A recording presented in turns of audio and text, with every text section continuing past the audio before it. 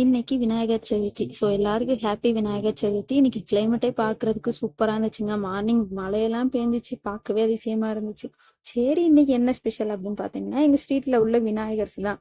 So அந்த குட்டி குழந்தைங்க எல்லாம் பார்த்தீங்கன்னா, அந்த விநாயகரை தூக்கிட்டு வருவானுங்க பார்த்தீங்களா, அந்த மாதிரி தான் எங்கள் ஸ்ட்ரீட்லேயும் நிறைய பேர் விநாயகர்லாம் கொண்டு வந்தாங்க. பார்க்கவே அவ்வளோ அழகா இருந்துச்சு. யார் யார் என்னென்ன அப்படின்னு நீங்களும் பாருங்க. இதெல்லாம் அவனுங்களா களிமண்ணில் செஞ்சதுங்க.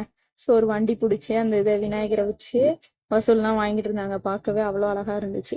ஸோ நாங்களும் பார்த்துட்டு அதுக்கடுத்து பார்த்தீங்கன்னா இந்த சைடு வந்துட்டோம். ஸோ மறுபடியும் பார்த்தீங்கன்னா எல்லாரும் குட்டி குட்டியாக விநாயகர்லாம் ரெடி பண்ணி கொண்டு வந்திருந்தானுங்க. பார்க்கவே அவ்வளோ அழகா இருந்துச்சு.